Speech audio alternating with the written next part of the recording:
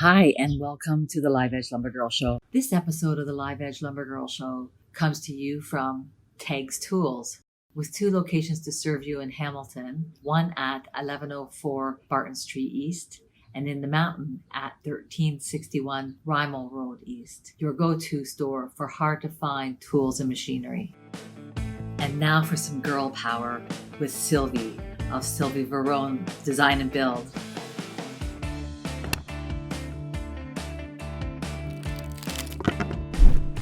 Well, first of all, let me say that Silvie runs a full-fledged woodworking business and is a talent to be reckoned with. Um, and unfortunately, one of a small population of female woodworkers that are putting out beautiful stuff. So, anyways, I just wanted to for you to tell people a little bit about your history and how you've got to where you are. I actually started out in theater. So I started in theater shortly after I graduated. I did technical theater, and then I was really fortunate enough to apprentice with one of the, in my opinion, one of the top pop builders in the city, Grace Nakatsu. And I apprenticed with her over at Can Stage Theater down on Front Street. And I just really really enjoyed doing the woodworking. That was, so any kind of furniture project that needed to be done, I was like, I'll do it. And she taught me a lot, and then I learned a lot, and then I was fortunate enough to work with some really talented people who taught me a lot. And I did that for about 20 years. And in that time, I had a kid.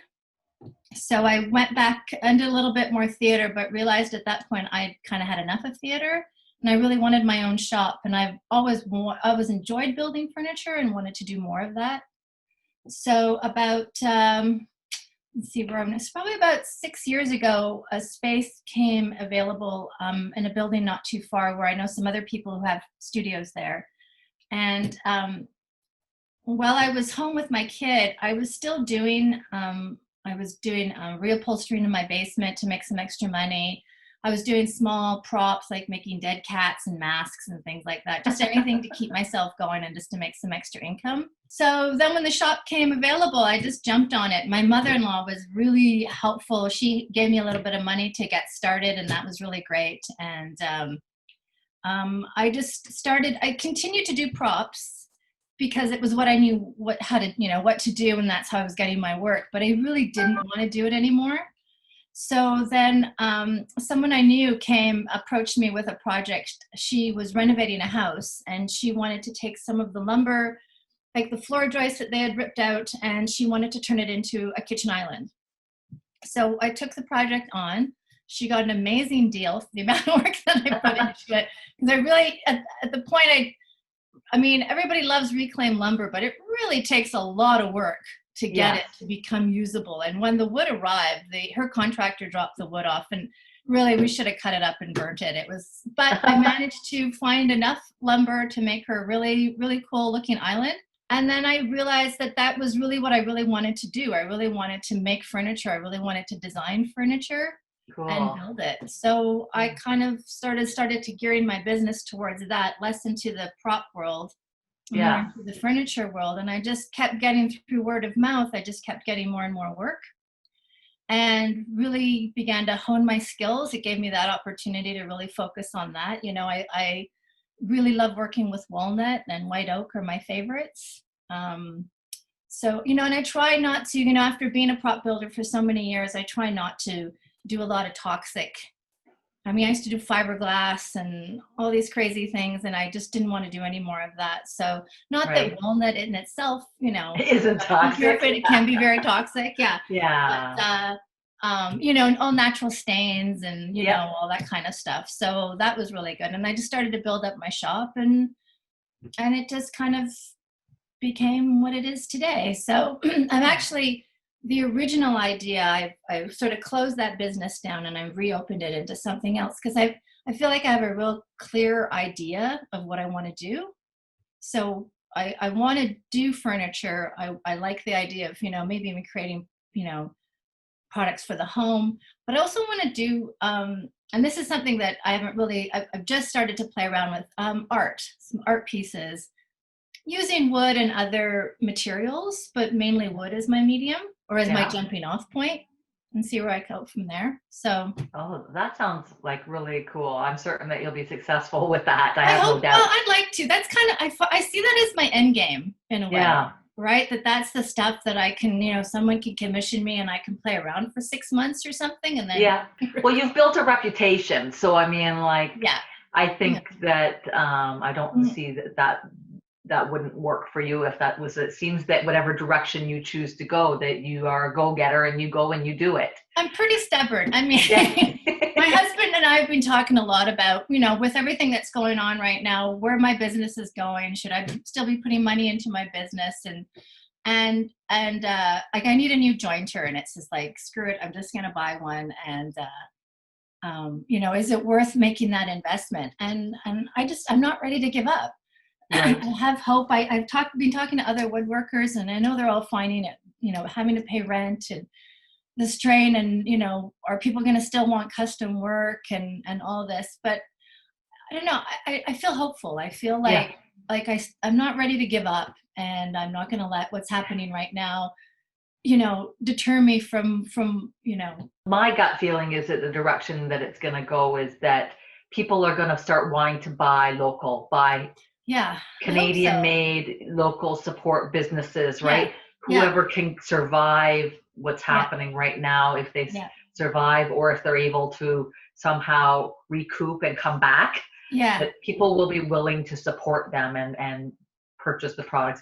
So I don't think that anybody should give up if they can help it, I don't either. And then, and I mean, and I also run, I have a partner, so I have 2 businesses. I also have a partner. We run a renovation company. We had to shut down our job site because we did as much work as we can, but none of the trades are coming in. Right. So we just put everything on hold. Yeah. We don't want to ask anyone to risk. Yeah. It's not comfortable. Sure. You can't risk. Yeah. You just can't risk it. Yeah. So what are you doing in renovations? Are you doing like gutting and rebuilding, that sort of thing? Yeah. So we're not building new homes. We're taking older Toronto homes, we'll gut them, and rebuild them essentially. Okay. So this is our first project we're doing together. And this, a couple bought a bungalow, quite a large bungalow that the dad will move into 1 floor, and then we're creating a 3-bedroom apartment in the basement. So okay. Oh, that's it's been a really fun project. So we do the budgeting, we do a bit of the design work. We want to do more design work, and then obviously we're the framers and the millers and the finishers, and then we bring in all the sub trades. So that's been really good as well. And so I want to tie the 2 businesses together. Yeah, it's perfect. Right? Yeah, so it's perfect. Right on. Maybe hire a couple of woodworkers to kind of build stuff, and because I can only do so much. So creating jobs. Yeah. I'd like to take it. To take it that one step further. That's my goal eventually too. I would like to be able to create some jobs. Yeah. Definitely for woodworkers. So tell me a little bit about did you go to school, or are you just self-taught? So I went to school for technical theater. I majored in carpentry because they didn't have a major in props. So I majored in carpentry. And then, like I said, I just started taking on whenever there was a woodworking, or, make the cart, make the chaise lounge. I would always jump on those. And then other than that, I'm pretty well self-taught. Told me you had an 800 square foot shop in Toronto, right in Toronto, is it? Yeah, right in Toronto. In the Queen. Okay. All right. Yeah. So are you open to commissions right now then, if anybody wanted to get a hold of you? I do currently have a commission in the shop right now. So, but I definitely am open to commissions. So what we could do is we would start sort of with the design process and start there. So, and that can take, some people are surprised. I had one client, it took us a year by the time from when the first time we met to the time she was happy with the design. On average, it probably could take about a month to 6 weeks to get that narrowed down. Are you using any software for that? I do. I use SketchUp. Okay. I keep hearing about SketchUp. I'm going to have to check it out. But I didn't have SketchUp for the first few years, and I was still just drafting by hand. And Oh, that was Right. once I discovered SketchUp, it changed my life. It's actually really intuitive, and there's a lot of tutorials, and I managed to pick it up pretty quickly. I was really surprised. A college graduate in drafting and all Yeah. that stuff. You don't Yeah. need that to Yeah, use it, exactly. right? Yeah. Okay. Yeah. Yeah. I took an AutoCAD course once, but I didn't have it to work on at home because I couldn't afford it. So, but the ideas are all still the same. Yeah. Now, are you still going to the shop? I guess you have a commission that you're working I do on. have a commission, so I'm kind of dividing my time between home and the shop. Partly because my husband, he works in the theater industry, and his industry just essentially shut down. Some days are really hard. Yep. I've had my days where it's just like I can't function. I'm bummed out. I don't know why I woke up this morning. Yeah. I'm sure we're all going through it. Yeah. So My day yesterday was like that, basically. Yeah, exactly.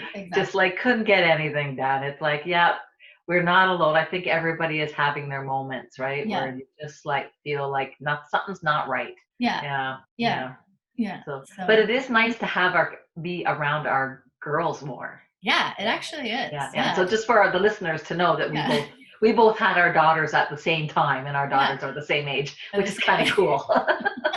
So, is your daughter into art? She goes to an art school. Yeah, my daughter does too. Oh my God, we have something in common.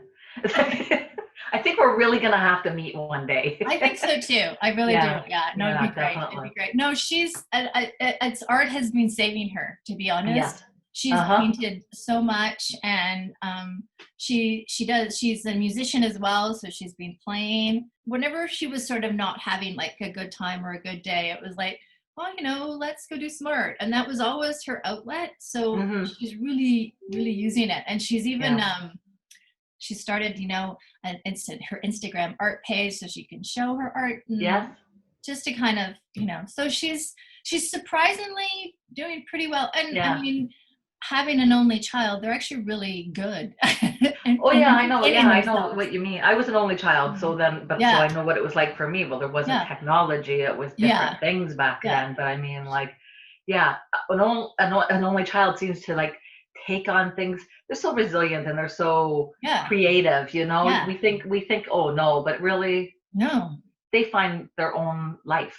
They really do. Own things. Oh yeah. I mean, she misses her friends. But they have technology, so they're always DMing each other. And yeah, exactly. Oh yeah, my daughter's on there. She's got her 5 of her friends on there together, and they're doing art together and sharing things. And and even some of the moms that I know, they come on. The one that was her birthday, my daughter comes down with her iPad, say happy birthday. So we like had a chat, and it was nice. So that's nice. Anyways. So we're probably off topic here for all the woodworkers that'll be listening. But hey, if you are a mom woodworker, you're going to enjoy this episode. Understand. Right.